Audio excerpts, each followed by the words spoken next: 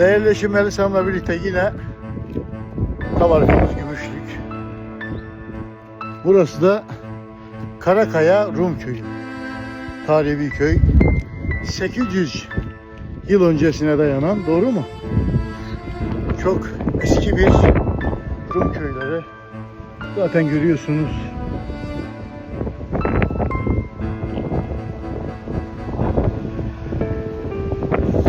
Eski insanların anlayışı tepelere ev yap, ovalarda ek biç ye. Biz ne yapıyoruz?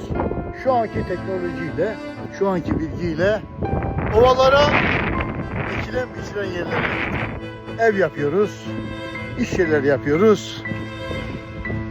Dağlar bomboş. Arkadaşım, imarı buraya açın, buraya. Bu dağlara, tepelere açın, buralara açın.